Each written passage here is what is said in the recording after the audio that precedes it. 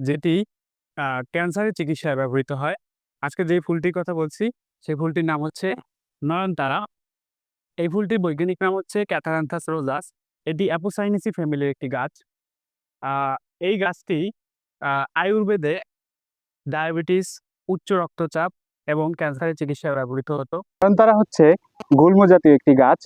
আহ, এই নয়নতারা থেকে ভিনক্রিস্টাইন এবং ভিনব্লাস্টাইন নামক অ্যালকালয়েড পাওয়া যায়, যেটি ক্যান্সারের চিকিৎসায় ব্যবহৃত হয় এবং আয়ুর্বেদিক চিকিৎসায় ডায়াবেটিস, উচ্চ রক্তচাপ এবং ত্বকের ক্ষত শুকাতেও নয়নতারা ব্যবহৃত হয়।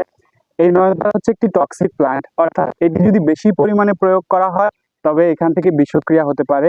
তাই আয়ুর্বেদিক চিকিৎসায় এই নয়নতারাকে খুবই পরিমিতভাবে ব্যবহারের একটি প্রকোপ রয়েছে। এবং এই নয়নতারা প্রমাণ করে আসলে সব ঔষধি গাছ বিশাল হতে হয় না, ছোট্ট একটি ফুলও প্রাণ বাঁচাতে সক্ষম। শেষে একটি কথাই বলবো, নয়নতারার মতো গাছ সংরক্ষণ করি, পরিবেশ রক্ষা করি।